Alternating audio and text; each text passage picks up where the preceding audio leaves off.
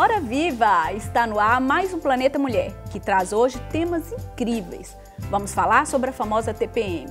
Sim, aquela que enlouquece as mulheres e os homens e os filhos. Olha, enfim, deixa pra lá, não é?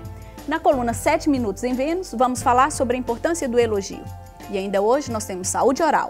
Tudo pra você no Planeta Mulher, que começa em 10 segundos.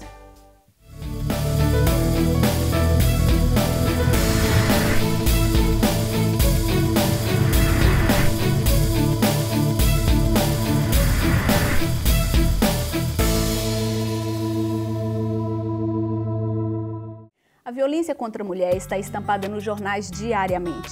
Para algumas delas, buscar mecanismos de defesa é uma saída viável.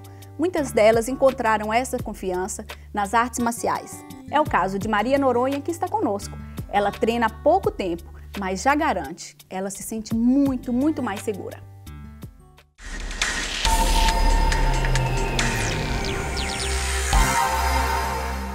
Primeiro vou fazer, ou neste caso vamos simular como se eu fosse atacada e se o ataque fosse dirigido ao pescoço. Ao pescoço. Muito bem, então vamos lá.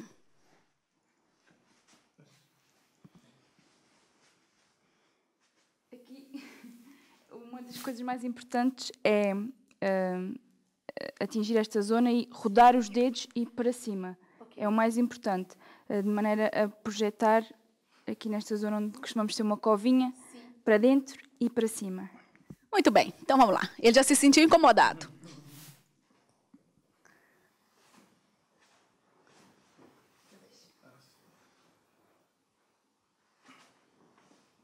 Depois podemos complementar com uma joelhada, um soco, depois o que sair.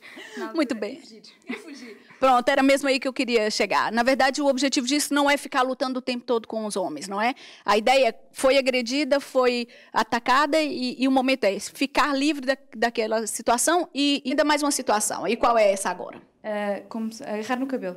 Agarrar no cabelo é engraçado, que eu fiz uma pesquisa essa semana e percebi que grande parte das agressões começa pelo cabelo. Eu acho interessante a gente terminar por isso. Vamos então? Vamos então a isso.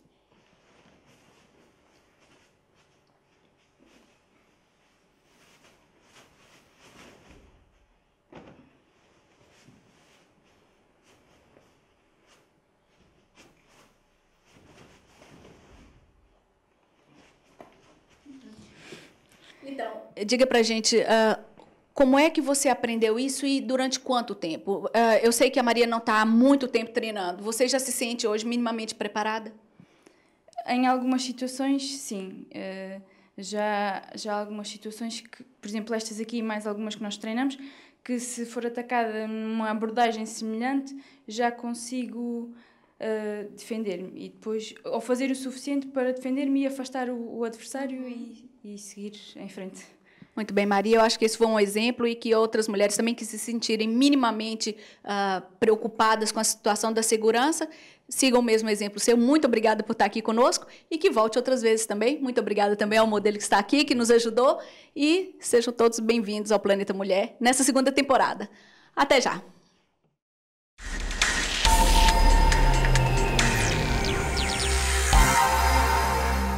Todo mês um turbilhão de hormonas entra em ação e tortura nós mulheres e às vezes quem está por perto também.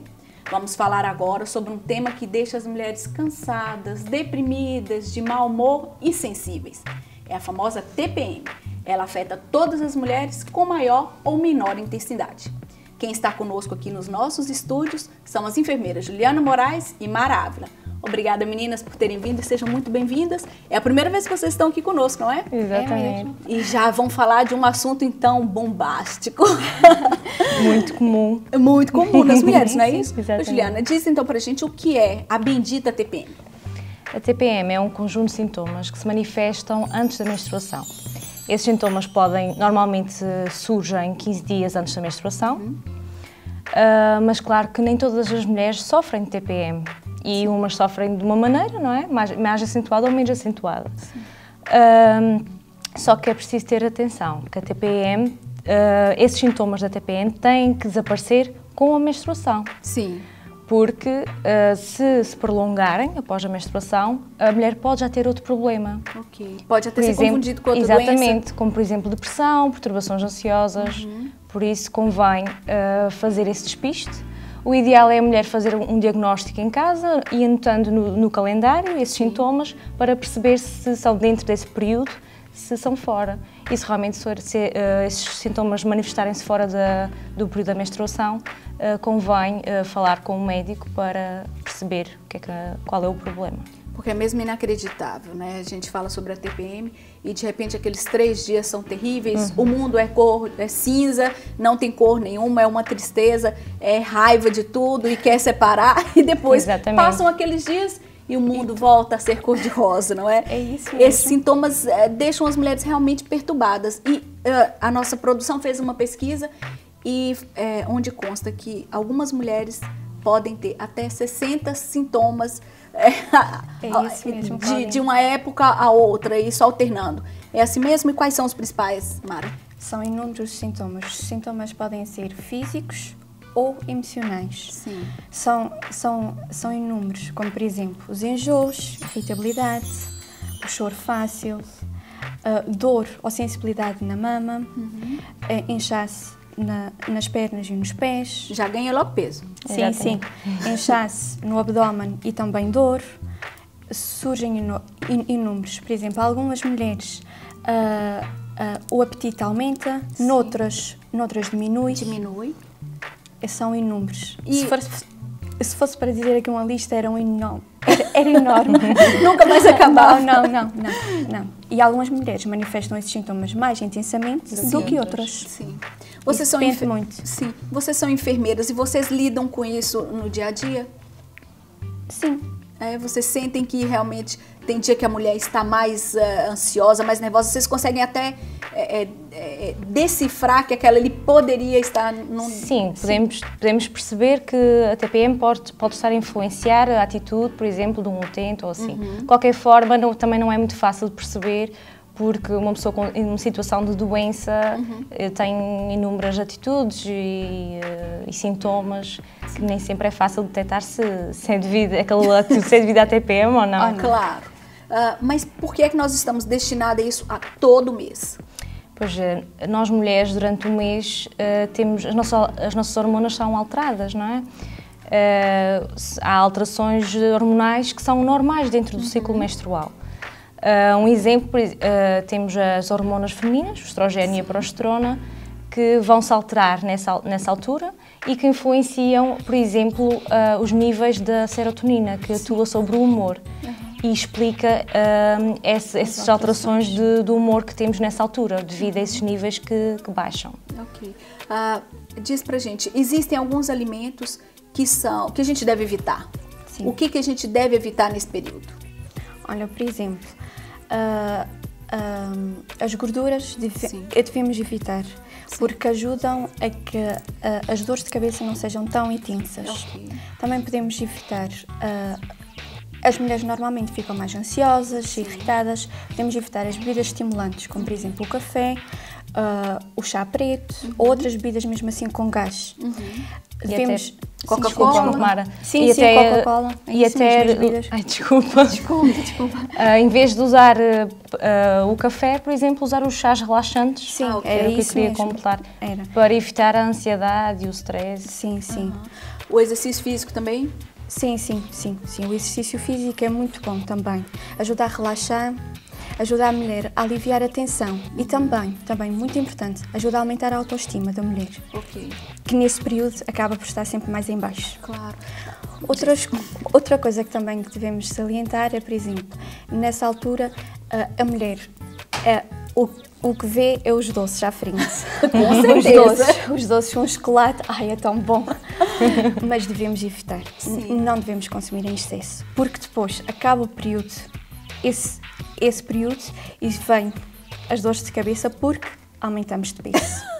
É um outro problema até o próximo mês. Porque a mulher acaba por ficar deprimida porque não consegue voltar ao seu peso inicial. Para isso, devemos comer outros alimentos mais adocicados, como por exemplo a fruta. É um ótimo alimento. Sim. Frutos secos. Sim, frutos secos, ou mesmo fruta mesmo. que acaba por saciar e não faz mal. Sim. Também podemos adotar o chocolate negro. 25 gramas de chocolate negro por dia é muito bom. Além de saciar, acaba por ser muito bom para a nossa saúde. Sim. Até podemos muito bem misturar as duas. Um bocadinho de fruta aos pedacinhos e umas raspas de chocolate. Muito bom. Muito bom mesmo. Muito bom. Mata o desejo e é menos prejudicial para a nossa saúde. Exatamente. Agora aqui uma situação que eu acho que não tem como a gente terminar essa entrevista sem falarmos. Como é que as pessoas que nos rodeiam podem ajudar essas mulheres, não é? Porque há aqui uma dualidade. Ao mesmo tempo que existe um fenômeno, vamos dizer assim, biológico, onde essa mulher sofre mesmo determinados tipos de ação no seu próprio corpo, mas existe também uma questão também psicológica e que em alguns momentos, por causa dessa sensibilidade, não consegue lidar com aquela situação sozinha. Quem está ao nosso lado? Como é que pode ajudar? E se pode, né? Sim. A questão é essa, se pode, porque realmente, aquilo é um momento terrível. É uma fase complicada da mulher. Mas nessa altura, quem está à nossa volta tem que tentar ser um bocadinho compreensível. Compreender que as atitudes da mulher nessa altura não foram mais corretas, mas também tem por trás, não é, a TPM. Pelo menos ser calado, não é? Exatamente. Não, também não é.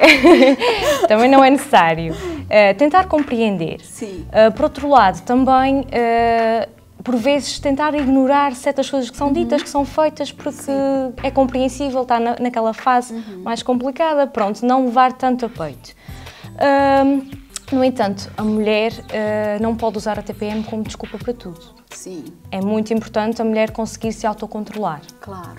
Porque quem está à volta dela não tem culpa e pode afetar muitas relações, as relações com o outro, porque aquilo que é feito e é dito durante a TPM é muito prejudicial para uma relação, não é? E a TPM passa, mas isso não vai ser esquecido. Entendi. Até posso dar um exemplo. O que é que devem fazer? Por exemplo, uma mulher começa a ficar irritada, não é? No meio de uma conversa com o companheiro. Começa a ficar irritada, começa a ficar com uma atitude agressiva. O que é que é o ideal fazer? Por parte do companheiro. O ideal é tentar afastar-se dela, ou sai, ou simplesmente afasta-se, não entra no conflito. Se calhar não fazer as benditas piadinhas. Sim, também. Sim. Porque essas piadinhas acabam por aumentar a situação, aumentar o stress, a irritabilidade e aí gera-se uma confusão ainda maior. Mais atrito. Mais atrito. Para isso, mas também o homem pode fazer isso. Sim. E a mulher, autocontrolando-se, também pode fazer o mesmo, não é? Vai passear, vai fazer alguma coisa que goste para libertar o stress. Vai exatamente. Caminhar, o que é muito importante também. Exatamente. E assim evita-se o atrito, evita-se o conflito e tenta-se não prejudicar a relação devido à TPM. Exatamente, meninas. Eu adorei esse tema e espero que essa não seja a última vez que vocês tenham vindo aqui no programa. Nós vamos combinar outros temas relativos à mulher. Muito obrigada pela presença e até a próxima. Adeus, boa tarde. Boa tarde. Até já.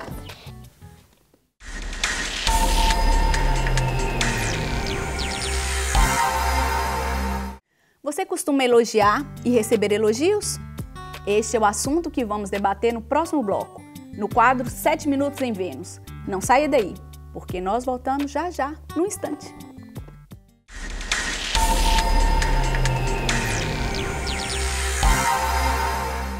O elogio é uma forma de valorizar o que o outro tem de bom, mas ele anda meio esquecido. O que a maioria das pessoas não sabe é que ele tem uma grande influência, não só em quem recebe, mas também em quem dá. É a hora de visitarmos Vênus, o planeta da mulher. Comigo a doutora Tânia Ferreira, na nossa coluna 7 Minutos em Vênus. Olá, doutora, como vai? Tudo bem? Olá, Claudinho, tudo bem? Seja bem-vinda mais uma vez no Planeta Mulher e hoje trouxe um tema que eu adoro, porque eu adoro elogios. É verdade, e a perita é dar elogios. E como disse na abertura e muito bem, receber o elogio é sempre muito prazeroso, mas também é muito bom dar o elogio. Claro. Porque recebemos do outro também um feedback, nem que seja só da sua linguagem não verbal, bastante positivo. Claro. Afinal, então, o que é o elogio? O elogio é o enaltecimento das características ou dos comportamentos da outra pessoa. Mas é também, isso é importante reforçar, é uma ferramenta extraordinária para motivar o outro e para elevar a autoestima do outro. Portanto, elogiar mais do que nos fazer bem ao outro acaba por ser quase um dever, uma obrigação nossa, desde que tenha, claro, em consideração vários critérios que nós vamos ver aqui abordados. Imagino que o primeiro tem que ser honesto, é isso? Sem dúvida, sem dúvida. O elogio tem que ser honesto, tem que ser sincero, tem que vir do coração. Porque se ele não for honesto, a outra pessoa vai se aperceber. Claro. E por isso mesmo pode até pensar que está a ser manipulado ou que já estamos aqui no campo da bajulação. E por isso mesmo ele tem que ser honesto. E existe aqui algo muito interessante, porque não há ninguém nesse mundo que não tenha algo bom para que seja elogiado, não é isso? Sem dúvida. Às vezes é mais fácil nós falarmos dos aspectos menos positivos do que falarmos dos aspectos positivos. E nós deparamos todos os dias, diariamente, com tantas boas ações, com tantas pessoas bonitas, com tantas coisas simpáticas, Exatamente. que muitas vezes não elogiamos. E esse é realmente um desafio que nós poderíamos deixar hoje no programa, era as pessoas fazerem mais elogio, o elogio ser mais frequente. E essa é outra das características importantes quando se elogia, é tornar o elogio mais frequente. E não há problema se nós repetirmos o elogio. Claro, esse é um exercício, né? É um exercício. É um exercício. Todos os dias eu elogio uma pessoa.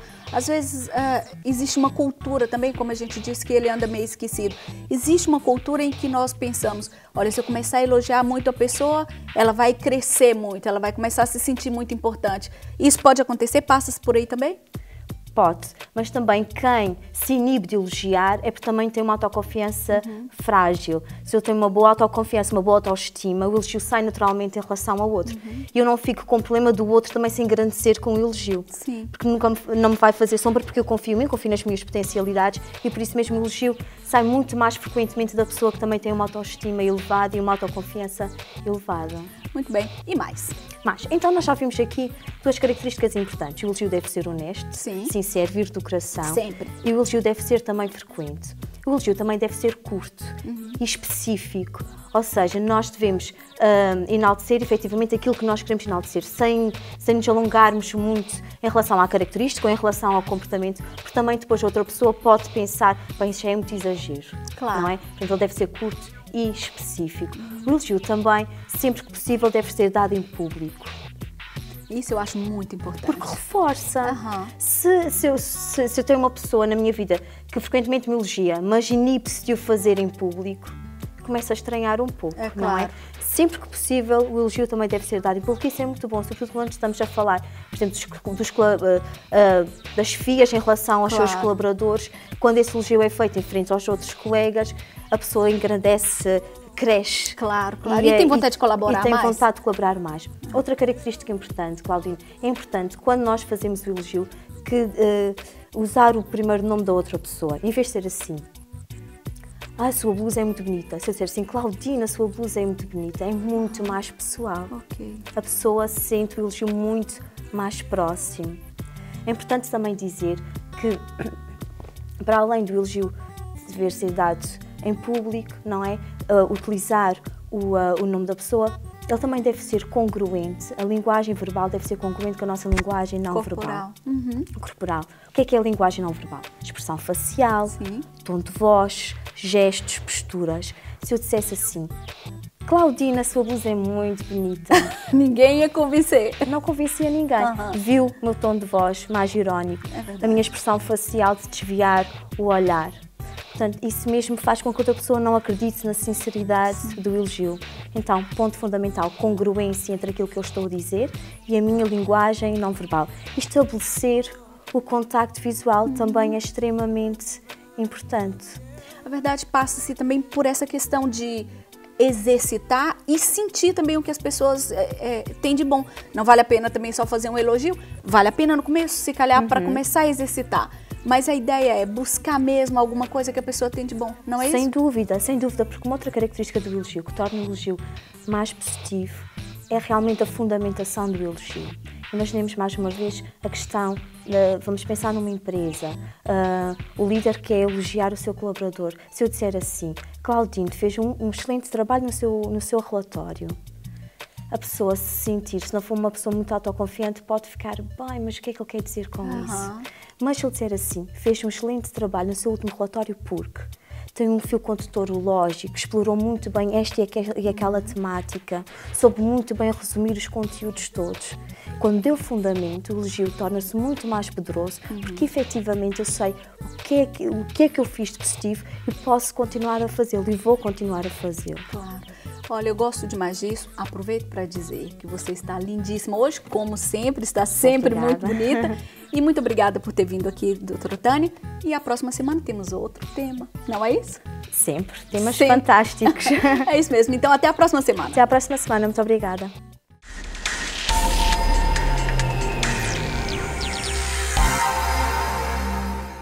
Todo mundo quer ter um sorriso bonito. Ele cativa as pessoas, conquista olhares e reforça a autoestima.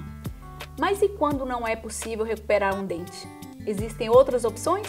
Quem vai responder a essa questão é a doutora Vilas Boas, que está comigo aqui no nosso quadro Saúde Oral. Olá, doutora, como vai? Tudo bem? Olá, Claudine, tudo bem? Como é que foi essa semana? Olha, foi ótimo, um bocadinho cansativa, mas correu tudo muito bem. Muito trabalho fazendo muitos sorrisos das pessoas? Muitos sorrisos. Eu acho que as pessoas cada vez mais estão preocupadas com o seu sorriso e cada vez nos perguntam mais e têm demandas engraçadas no sentido de conseguir cativar cada vez mais a nível profissional e quer a nível social também. Por isso, temos vários tipos de reabilitações, que acho que foi a pergunta principal que me fizeste. Podemos fazer vários tipos de próteses fixas e removíveis. Cada vez mais as pessoas buscam o conforto, como tal, o fixo é sempre preferível, apesar do seu custo, um bocadinho mais elevado do que propriamente o removível. E cada vez mais está um bocadinho na moda, apesar de nem sempre ser o mais apropriado, os implantes, que, pronto, de certa forma está a haver uma maior divulgação na mídia e, como tal, está a haver uma maior busca. Sim. Os implantes, eles têm aí uma ideia, as pessoas têm uma ideia de que o implante é um vilão em relação a preços. Isso é verdade? Bem, eu não te posso dizer que realmente não seja um tratamento dispendioso. Cada vez mais começa a ser mais acessível para os nossos bolsos, porque temos também uma maior demanda por parte das casas que vendem os implantes em consegui-lo pô-lo mais acessível para os médicos dentistas. Por isso, eu acho que essa situação já não se põe tanto no sentido do preço, mas da pessoa ter confiança no profissional que lhe vai colocar o implante e daquela forma também ter menos probabilidades de vir a dar problemas. Claro. E não ficar também com aquela ideia antiga, né, que era caríssimo. Hoje as coisas já são muito mais tranquilas, são muito mais confiáveis e muito mais fáceis de fazer. Sim, é verdade. Eu acho que um implante hoje em dia já é muito mais acessível, dependendo da condição do paciente, quer oral, quer sistémica, e consegue-se bons preços e reabilitações muito bonitas. Temos casos muito engraçados, com situações muito engraçadas, em que as pessoas conseguiram aderir ao tratamento, fazê-lo e ficaram muito felizes, porque muda completamente uma vida. Completamente a vida da pessoa, isso é verdade. Mas há aqui uma questão, quando é realmente necessário fazer um implante? Bem, isso tem várias situações, não é? Ou seja, quando realmente não queremos, temos falta de um dente, imagina, Claudine, tens falta de um dente da frente, imagina. É grave. É grave, não é? E nós temos que realmente fazer alguma situação para colocá-lo fixo. Sim. Em vez de estarmos a ir para os dentes dos lados, desgastar os dentes dos lados, é sempre preferível colocar um implante, porque o implante vai ser menos invasivo para a pessoa. Vamos colocar o implante, muitas vezes temos que aguardar cerca de 6 meses, dependendo da condição oral e sistémica da pessoa, e muitas vezes, agora cada vez mais, com as novas tecnologias que temos, com a tomografia computadorizada, como eu falei no primeiro programa, com a CEREC, que é aquela que faz as coroas na hora, conseguimos reabilitar os pacientes de uma maneira muito mais engraçada, que é conseguimos colocar o implante, conseguimos colocar imediatamente uma coroa e o paciente sai do consultório a falar e a sorrir, o que é muito agradável. E também não é preciso fazer aquela impressão chata daquela papa na boca que eu te falei, que desta maneira também temos a impressão digital, que falamos também no primeiro programa, e conseguimos aqui reabilitações em que as pessoas não têm dor. Claro. Muito importante. Muito importante. Já agora faz para a gente um paralelo.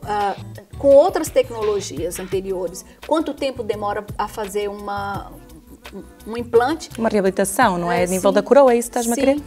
Pronto, é assim, o implante em si, se for uma boa condição óssea e tiver todas as características para o clínico trabalhar, pode durar, e não te assustes, cerca de 20 minutos. Sim. E depois, muitas vezes, a reabilitação com a coroa, se correr tudo bem com o scanner, com a impressão digital, podemos ter uma coroa fresada em 8 minutos até 20 minutos. É ridículo, não é? Ou seja, o tempo...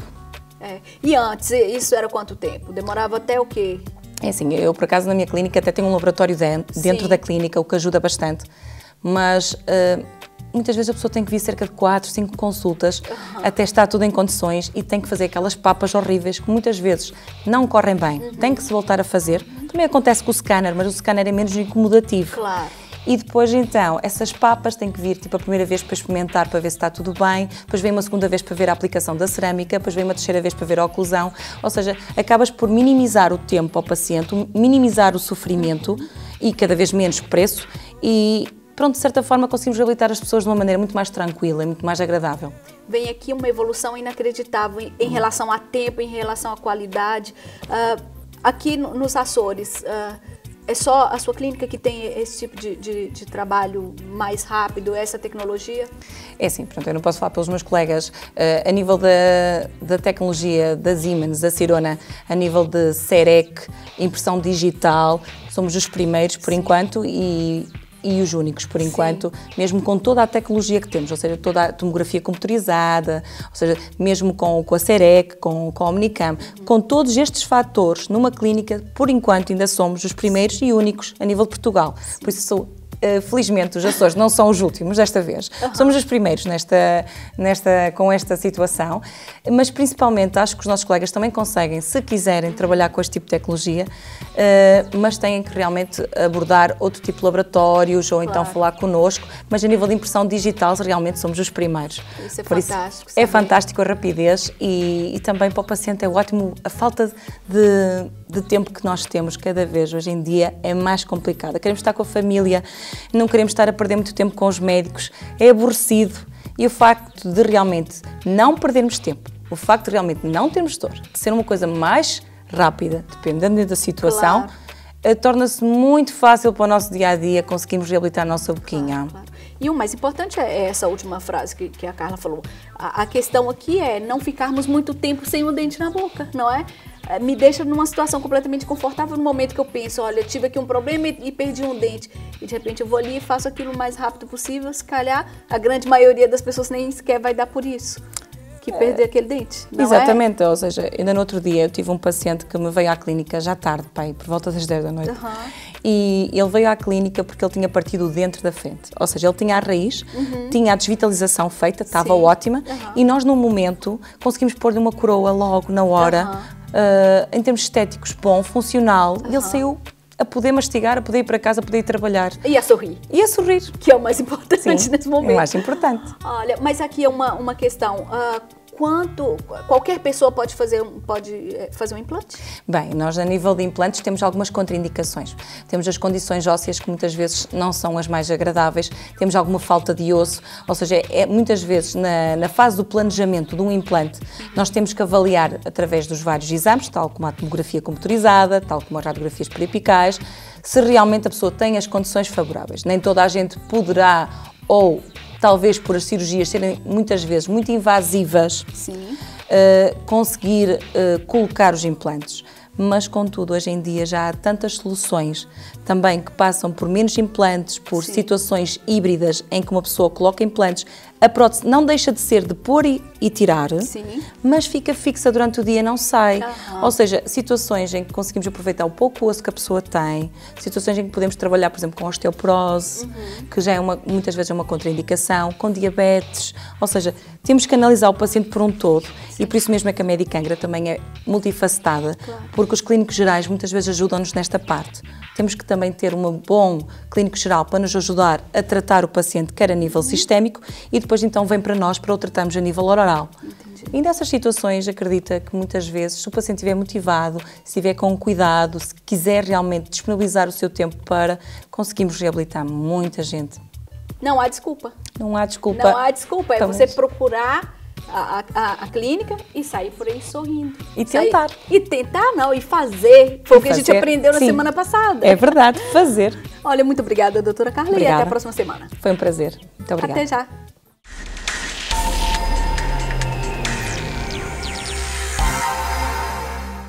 E é a desejar a todos vocês muitos sorrisos que despedimos essa semana. Até o próximo Planeta Mulher, eu te encontro aqui, na Azores TV.